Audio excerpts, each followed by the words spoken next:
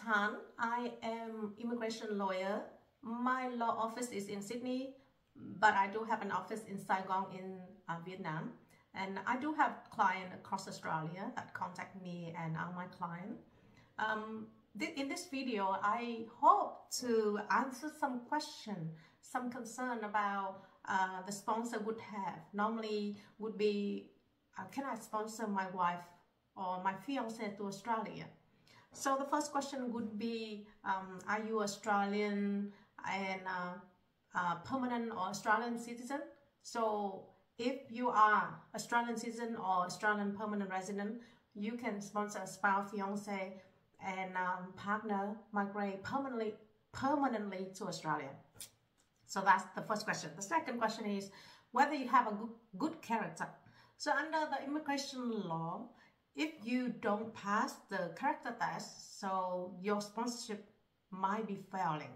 So what the definition of a good character is, mean you haven't been in prison during your lifetime. You haven't been in prison for more than 12 months. Sometimes people do not pass the character test just because they repeatedly make so many offenses in their lifetime until now. Even though they haven't been in prison for more than 12 months during the lifetime, but they make so many offenses, they've done so many offenses that just show that they are reckless to the law. Sometimes they don't even pass the sponsorship just because of that.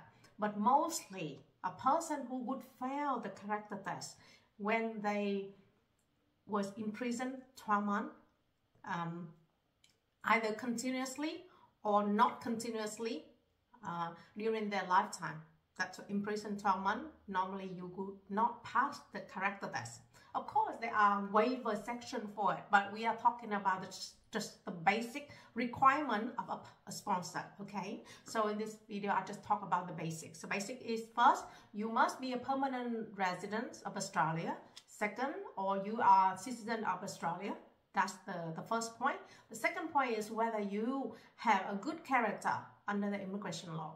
And the third question is, are you free to marry? Are you free to sponsor? It means you are not in any relationship other than the relationship with the visa applicant. Yeah? So the relationship must be exclusive. So you can't be in a de facto relationship with someone else or a married relationship with someone else and you think you're gonna sponsor someone else, right? You can't. Because in Australia, there are just one kind of relationship at a time. So the relationship has to be exclusive. So for example, a lot of person would come to me and ask, I had a partner and I did have a partner with another person in Vietnam and she had a child with me. But for a lot of reasons, I couldn't tell my partner in Australia. And obviously, we didn't have relationship for a long time, but we still live in the same house. And I said, no, you can't sponsor unless that person and yourself does not live together under the same roof. Then I can't help you. So obviously, partnership under the immigration law is you must physically do not live with another person who even your ex-wife, ex-partner, obviously, yeah? And you know, under the Australian system, the person can find you very well. So under the RTA, the Royal Maritime, the Centrelink, tax, ITO, in the system they are on link. So if you live with a person, another person that claims that person is your de facto relationship or your partner, and that person still live there, even you don't have relationship anymore, but under the same roof, then you can't persuade the Department of Home Affairs that you have an exclusive relationship with a person in Vietnam or in some other country. Yes, so the relationship must be exclusive. Yeah. So that's the very basic, some basic information about what the sponsor should have. Yes. Regarding finance, I got some question about finance. I'm for example, I'm currently unemployed, or I will be unemployed, or I'm the pensioner, I don't have a house, I live with my parents, I don't have any property, thing like that, then it's okay. So the sponsor of a fiance, partner, spouse visa under the immigration law, they do not have to show that they have like finance to really accommodate the person that they're going to sponsor. However, when you lost the sponsorship, there are declarations that say that you are responsible for a person you're going to sponsor. It means that that person cannot ask for Centrelink, ask for the government support in the 2 years after they migrate to Australia. So if under circumstances that that person has to seek some finance support from government, then the government might have rights to actually deduct more money from you. So that's the only thing.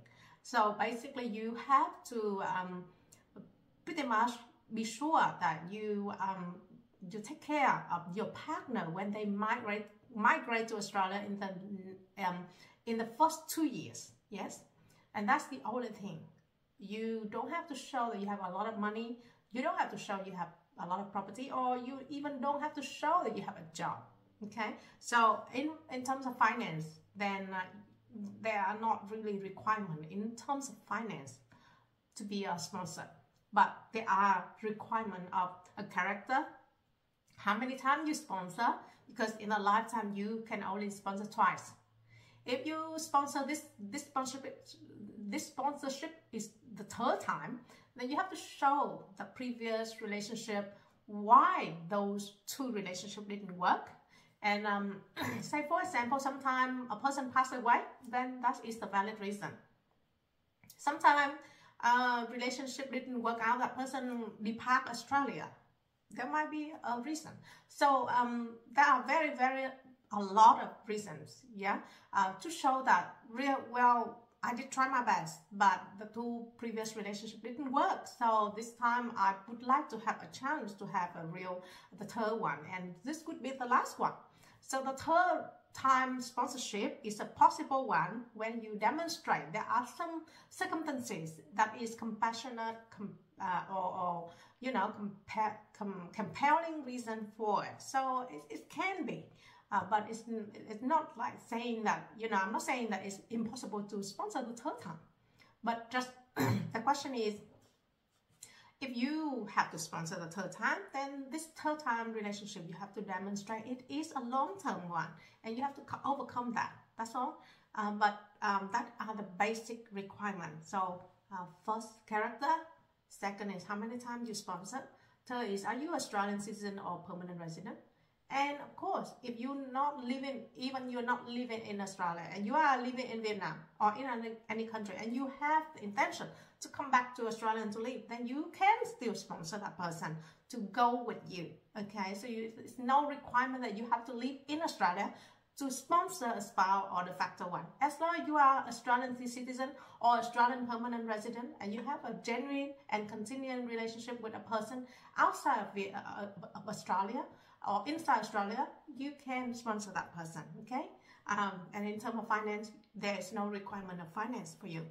And I hope that this video can show a little bit of background of immigration law, so that you can know whether you can sponsor a person, okay? If you like the video, you can click like or share my video with other people that have that need help in immigration. And my contact link is in my website and in this YouTube video.